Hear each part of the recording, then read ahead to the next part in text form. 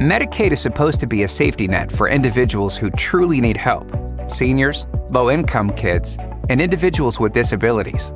But the reality is, the system is broken and failing the people it was designed to help.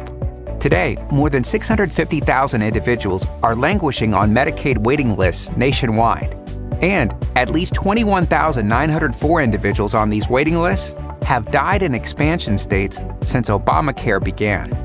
Medicaid has lost its focus, and with more than 28 million able-bodied adults now enrolled, fewer and fewer dollars are left for those who truly need help. Something must be done to preserve resources for the truly needy. Policymakers in the states and Washington, D.C. should stop Obamacare's Medicaid expansion, institute work requirements for able-bodied adults in Medicaid, and crack down on welfare fraud. The Medicaid program is failing those it was designed to serve. Medicaid needs reform now. Learn more at the fga.org/Medicaid rollback. Let me ask you about Medicaid. You would turn over to the states more of the control and the costs for health care for people who are poor, who have disabilities. It would be a lump sum system, but the total amount of money would be less. So why is that better? Yeah, so here's the problem with Medicaid. It is a one-size-fits-all federally run program that is administered by the states. We have dozens of letters from governors saying, give me the freedom to customize Medicaid to meet my state's particular needs and problems. We're telling the states how they run this program, and the program's not being run very well. It, too, is going bankrupt. It's putting pressure on state budgets. It's growing at an unsustainable rate. So what we're doing is we're growing Medicaid at a slower pace. Medicare and Medicaid grow every single year under this budget. There's more money next year than the previous year. The key is this. We're giving the states the ability to free up reforms so they can customize their Medicaid to fit their population. But is the ultimate goal fewer people on Medicaid? Well, hopefully we have more jobs and more prosperity so people aren't on Medicaid. Of course, we want less people on Medicaid because that means people are making more money, they're having better lives, and they're having more income. This budget also has been scored by outside economists as increasing disposable income, increasing jobs, lowering unemployment, bringing more prosperity to America. But if in the sense that there's less money going to Medicaid. So this grows Medicaid at a slower rate. These are the most vulnerable of our population, the poor, the disabled. Right. Where else do they turn? Right. So the key is to fix our social safety net. What we're trying to do here is couple Medicaid reforms with food stamp reforms, housing assistance reforms, education reforms for job training. We're trying to couple these things by sending them back to the states in block grants so the states can combine these dollars to reform the tattered social safety net. The problem we have, Judy, is the social safety net is tearing apart by the seams, and we need to modernize the safety net for the 21st century because these programs haven't really been reformed since the 1960s. Are you now talking about Medicaid? There would be no involvement of states or governors in Medicare. That's a federal program, right. And we wouldn't change that. Yes, I think one way to go on Medicaid is to give the states more discretion. The fear is that some states will cut back drastically, so you'd have to have some provisions in to make sure that they didn't, that they still served poorer people in their jurisdiction. Right. Well, for Medicaid, and thank you for clarifying there, this would be by block grants rather than by formula. And that was your main point of issue, was it, with Medicare and Medicaid specifically as it stands now? Well, I think Medicaid's a very difficult problem because we have an increasing number of low-income people. Medicaid spending has risen rapidly, and yet it's not a very generous program. The other problem is that it doesn't pay doctors very well, and many of them don't even take Medicaid. And it is a joint state-federal program, so it's complicated. But one way to simplify and to try to get better use of the funding would be to give the states more discretion. One of the big problems with Medicaid is the incentives to work, the disincentives to work are horrendous. If you earn too much money, you lose Medicaid. And you can earn just an extra $1, and all of a sudden you and your family are no longer covered. You have no health insurance. So this is a big impediment to working, or at least working in the formal sector, and therefore paying taxes. This is one of the worst designed systems in terms of labor supply incentives that you could actually come up with. everywhere you look, you have these impediments, these disincentives to work for the poor. So regardless of what kind of health care Medicaid is delivering, and I think that's been a problem in terms of the quality of the health care, the quality of the Medicaid nursing homes, the quality of Medicaid being provided to low-income workers and families.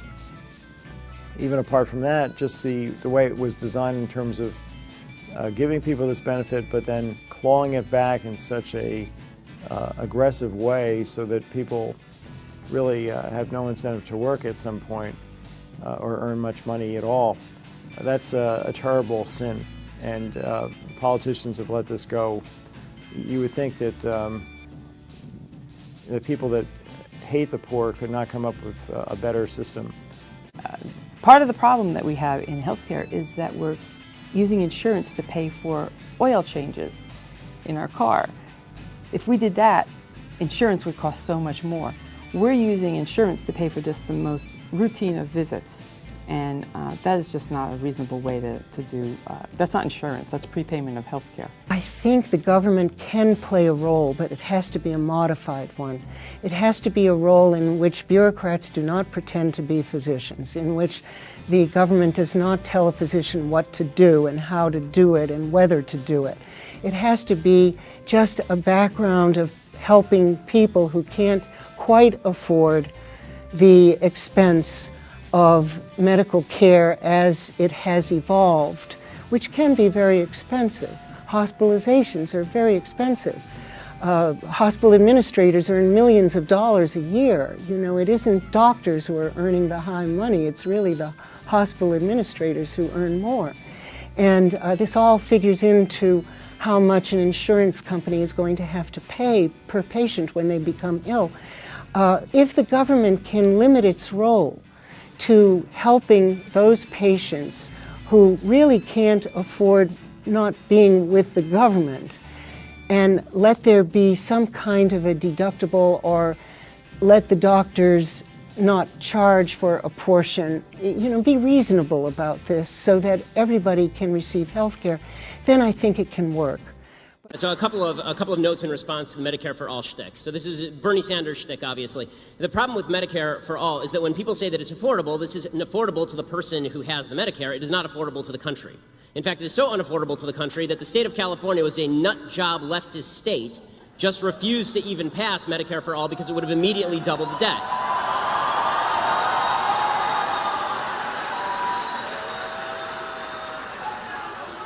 As far as the idea that medical care is a right, but it's not actually a good or a service, this is a way to make things less plentiful. If you declare things right, but you don't actually incentivize the creation of those things, you don't get more of them. So the South African Constitution has right in there that healthcare is a right, that housing is a right.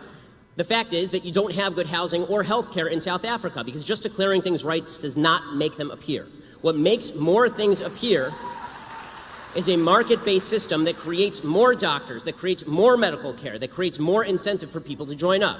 So my wife is a doctor. That means she has to go through 1,000 years of medical training, and we have to spend hundreds of thousands of dollars to make her a doctor. The idea that you're going to have the government come in and then dictate the sort of care that she should provide to each particular patient, and then dictate how much she should be paid for that care, is going to lead to a decrease in the number of people who are going into the medical industry, which decreases the level of care overall. This is why I say that it is better to treat things as goods than as rights, because declaring something a right just means that you have the right to steal it from me. But declaring something a good means that you get a market process that leads to lower prices and better care over time. And the big problem we've had before Obamacare is that it was already treated quasi as a right. You had it heavily regulated on the state level. It is continually heavily regulated. The idea there's a completely unregulated market is absolute nonsense. The reason that you have employer-based health insurance in the first place was as a response to wage and price controls placed in the aftermath of World War II, and employers began giving health insurance as an actual good, right? They gave it as an actual incentive to their employees. If you had an actual individual-based health insurance market, you bought it just like you bought your car insurance, you would see more and better health care for everyone. The idea here seems to be that unless you declare medical care a right rather than a commodity, you're soulless. That, as Marx might put it, necessity rather than autonomy creates rights. This is foolish, both morally and practically. Morally, You have no right to demand medical care of me. I may recognize your necessity. I may offer charity. My friends and I may choose to band together and fund your medical care. But your necessity does not change the basic math. Medical care is a service and a good provided by a third party. No matter how much I need bread, I do not have a right to steal your wallet or hold up the local bakery to obtain it. Theft may end up being the least immoral choice under the circumstances. That doesn't make it a moral choice or suggest that I have not violated your rights in pursuing my own needs. But the left thinks that declaring necessities rights somehow overcomes the individual rights of others. If you're sick, you now have the right to demand that my wife, who is a doctor, care for you. Is there any limit to this right? Do you have the right to demand that the medical system provide life-saving care forever to the tunes of millions of dollars of other people's taxpayer dollars or services? How exactly can there be such a right without the government rationing care or using compulsion to force individuals to provide it or confiscating mass sums of wealth to pay for it? The answer, nope, doesn't work that way. Rights that derive from individual need inevitably violate individual autonomy. You said that if you had to go find a cheap x-ray or a cheap armchair, you would go to find an armchair. If your life depended on, you have to find a chair today and buy it now. Yes. Versus you have to find an x-ray and buy it now. You would buy the armchair, yes. Yeah. So my question is, part of what allows you to find a cheap armchair is that there's such a difference in quality. Yes. You know, you can go and buy a chair that's $5, probably going to break soon. Yep. But so with healthcare, which I said in the piece actually. Yeah. So with healthcare, if it's something you don't really want to go like some guy who's offering a $5 X-ray and say, hey, you want an X-ray? You know. Why? So, because if your life depended on it, I don't think that it would be a situation where you'd be willing to risk the. So let me ask you this: why should an X-ray cost $200, $1,000 through an insurance company? It's literally a machine, and an X-ray technician takes a picture of it and then sends it to a radiologist who actually looks at it. Right, or a doctor looks at it. So I don't know enough about the healthcare industry to answer that. But the reason I'm saying this is because what I'm saying is that one of the reasons these things are so much more expensive and so much less competitive is because you do not actually have a free market in healthcare. You have a heavily, heavily regulated market in healthcare. If you want cheap x-rays, you have to have a competition in the x-ray business. There is no competition in the x-ray business. You can't go and look up a list of x-ray companies that are going to give you an x-ray today and then call them for the lowest price. In fact, if you go into the doctor right now and you say, I want you to take a look at this x-ray, how much will it cost me? The doctor will tell you, I can't give you that answer. Right? The doctor will tell you, I'm going to have to talk to your insurance company, or maybe I'm going to have to run it through my system, and then I'll get back to you. Is there any other product in America where if you went into a restaurant and you said, how much is that cup of coffee? They said, drink the cup of coffee, we'll tell you later. Right? It's not a free market. The point that I was making with the armchair comparison is not, of course, that armchairs are morally equivalent to healthcare. Obviously, people need healthcare more. Okay? Perhaps a better comparison would have been bread, right? Because people need bread. Okay? But the reason that bread is cheap is because there's a free market in bread, not because government is subsidizing bread. So the point that I was making is if you actually want to increase supply, the point I was making in that column, and overall about this, is that healthcare is not a right. Healthcare is a commodity. And the difference between those two views is that if you think healthcare is a right, now you're going to use the government to cram down on doctors that they must serve you at a particular price, or cram down on taxpayers that they have to pay for a certain level of your care, or cram down on insurance companies that they can't be insurance companies anymore. They have to be health coverage institutes, essentially, which is when they say that you have to accept pre-existing conditions, it's not an insurance company anymore. If you had a fire insurance company and they said you have to accept pre-existing conditions, it would just be called the piggy bank. Right? You'd burn down your house and then go get fire insurance. So insurance companies don't work that way. So the point I was making is if you view it as a commodity, you're going to end up making it cheaper, more plentiful, more available, more competition. And the case in point of this is LASIK eye surgery, which is really unregulated. So LASIK eye surgery used to cost like $20,000 an eye. Now it costs $3,000, $4,000 an eye. The reason for that is because the insurance companies won't cover it and because there's a competitive market because it's really expensive, right? So lots of doctors now want to be optometrists or ophthalmologists and do this sort of work. So, what's the solution for poor people? Well, not to declare medical care a right. Certainly not to dismiss reliance on the market as some sort of perverse cruelty. Markets are the solution in medical care, just as they are in virtually every other area. If you treat medical care as a commodity, that means temporary shortages, and it means some people won't get everything we wish they would have. But that's also true, but worse, with government-sponsored medical care, as the most honest advocates will admit.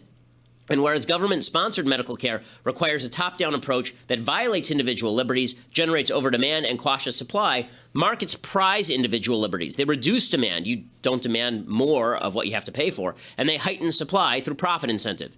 So, back to the furniture now. Let's say your life depended on this choice today. You either have to obtain an affordable chair or an affordable x-ray. Which would you choose to obtain?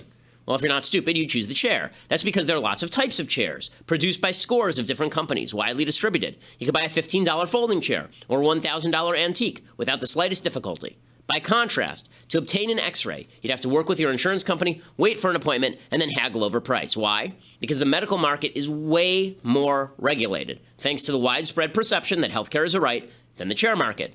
Does that sound soulless?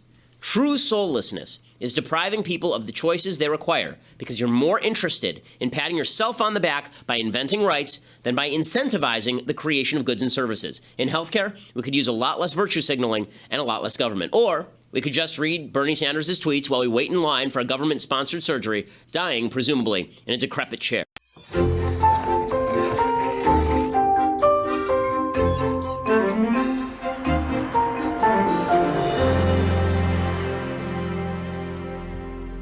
The main objective of healthcare reform is to broaden access to quality care.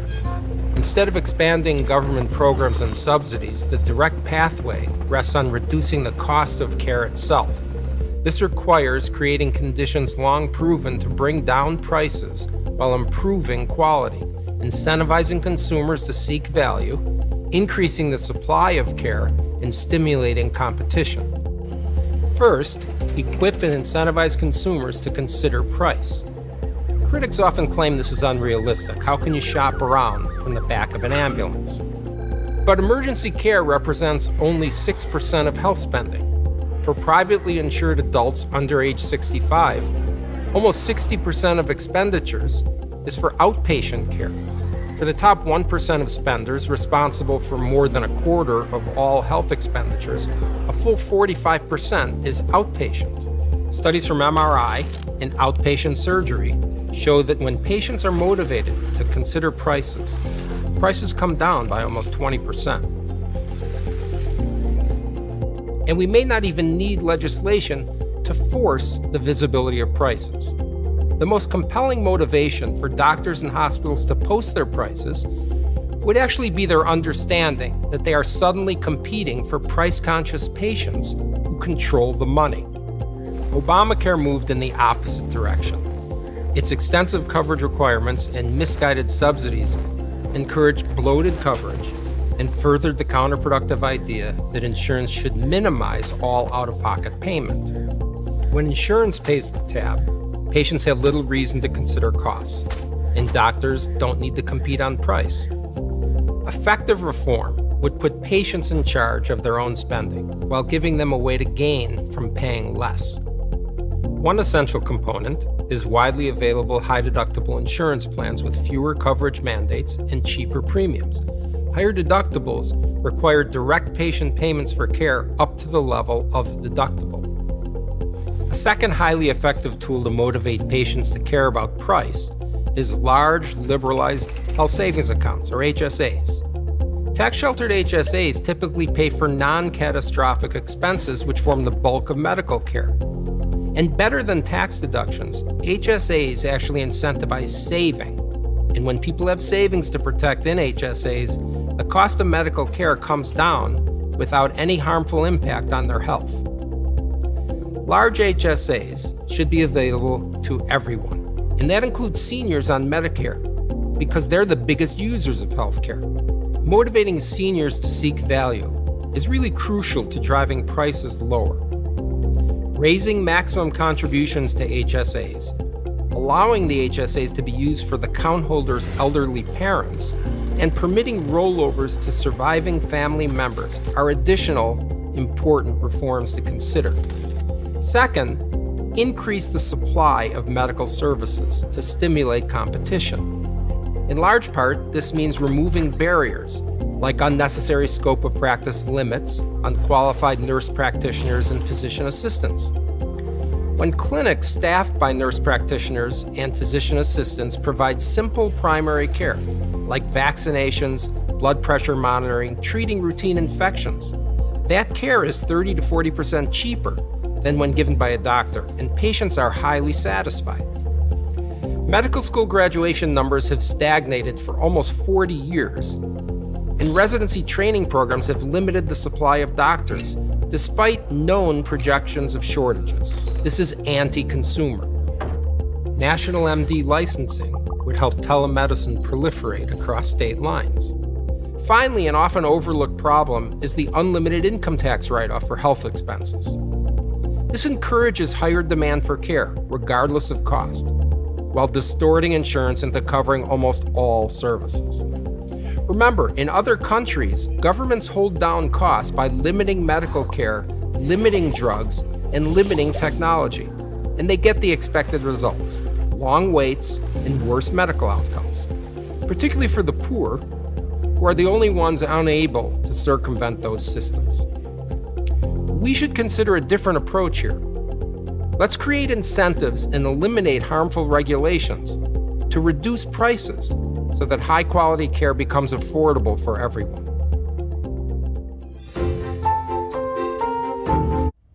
He called your plan thinly veiled social Darwinism. Is it? Unfortunately, we're used to the president acting like this. I think he's not really acting like a commander-in-chief, but more like a campaigner-in-chief. What we've become accustomed to with the president, unfortunately and regrettably, is that instead of offering real solutions to fix this country's problems, he offers these baseless partisan attacks. Instead of, I don't think history is going to be really kind to a president that when confronted with one of our country's most pressing challenges, a debt crisis, chooses to do nothing about it, and then waits for those of us who offer solutions to attack us in these kind of baseless ways. I think what the president's trying to do is offer this sort of big government populism in an effort not to propose solutions, but to divide and distract the country for purposes of his re-election. And I just don't think people are going to buy this stuff. Do you think there's... Finally, if war is too important to be left to generals, then given the financial challenges and less than optimal outcomes of both Medicare and Medicaid, the 50-year experiment should lead us to the conclusion that health care is too important to be left to politicians and bureaucrats.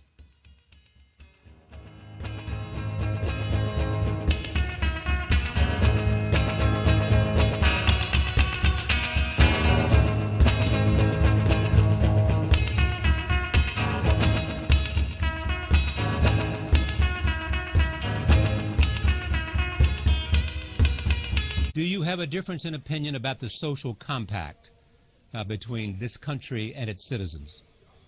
I would say yes, and let me explain why.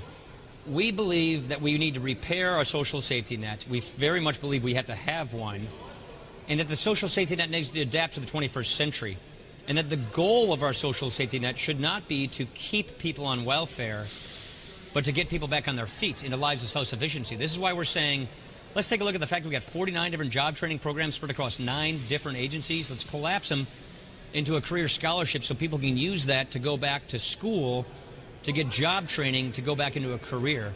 So we believe that our safety net should be geared toward getting people back on their feet and helping them, and there should be there for people who cannot help themselves. But we don't want a safety net that creates a whole generation of dependency, of complacency. We don't want to turn the safety net into a hammock that lulls people into lives of complacency and dependency, that drains them of their incentive and will to make the most of their lives. So the social compact we believe in is upward mobility, equality of opportunity, not equality of outcomes. So there is a difference in philosophy here. Congressman, you heard the president's speech. You didn't like it very much and said so. But then the president was out talking to some campaign contributors out in Chicago. And it turns out the conversation was recorded, and about your plan and about you, he was using words, he basically said you were irresponsible. I want you to hear what he said. So, when Paul Ryan says his priority is to make sure that we're, he's just being America's accountant and, trying to, be responsible. I mean, this is the same guy who voted for 2 wars that were unpaid for, voted for the Bush tax cuts that were unpaid for, voted for the prescription drug bill that cost as much as my health care bill but wasn't paid for. So it's not on the level. So what about that, Congressman? Look, I could go point by point on all of those things, but I don't see how productive it would be to get into a partisan bickering match with the president. I'm just not going to do that because we got things to do. But aren't you drawing a red line and say, the Republican Party, the Speaker of the House, we will not accept any tax increases at all? And so you were basically saying, we don't want to negotiate on that because we don't believe that that is the way to go. He's essentially saying, I don't want to do what you want to do to Medicare because I don't believe that's the way to go. So how are you going to come together to do something about what everybody agrees is America's biggest problem? I mean, he said he didn't want to do anything on spending as far as I can tell. I mean, the metrics he put out for this new commission he's creating are less than the metrics he put out for the last commission he created that he disavowed. So I don't know. I'm seriously dumbfounded as to where we get a bipartisan agreement. I told, before you got here probably, I said, I'm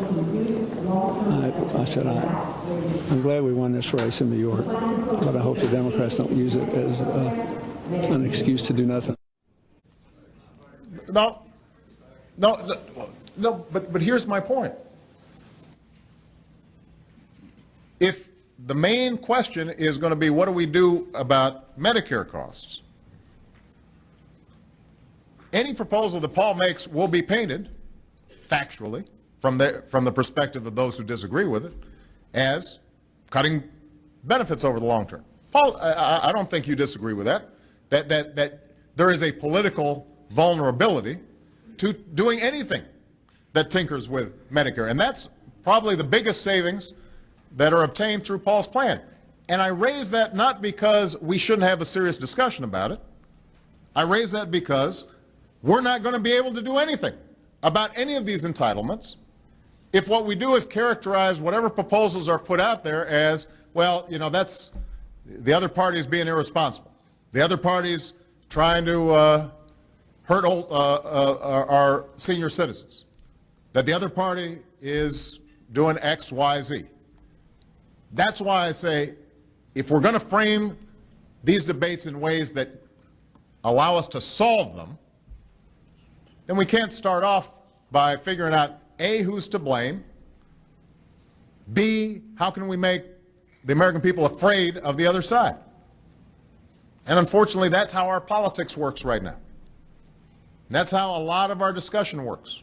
That's how we start off every time somebody speaks in Congress. The first thing they do, they stand up and all the talking points, you know, I see Frank Lutz up here sitting in the front. He's already polled it, and he said, you know, the way you're really going to, I've done a focus group, and, you know, the way we're going to really box in Obama on this one or make Pelosi look bad on that one. I know, I like Frank. We've had conversations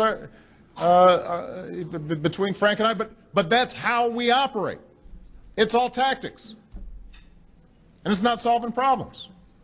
And so the question is, at what point can we have a serious conversation about Medicare and its long-term liability, or a serious question about a serious conversation about Social Security, or a serious conversation about budget and debt, in which we're not simply trying to position ourselves politically.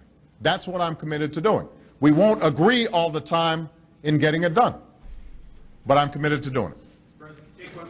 You know, I've already gone over time. He's gone way over. You say that Medicare and Medicaid should be cut almost in half, turned into block grants, and that the state should, in effect, run health care. Won't Democrats be able, in the 2012 campaign, to tell seniors, if they follow your plan, that the Republicans want to take away their Medicare? Well, first of all, we're on the verge of a financial collapse. And I say that from the standpoint that we owe $14 trillion, and there's no way we repay that, given the fact that we have $1.65 trillion in deficit spending this year, last year, the year before, and years to come. So we need to balance the federal budget.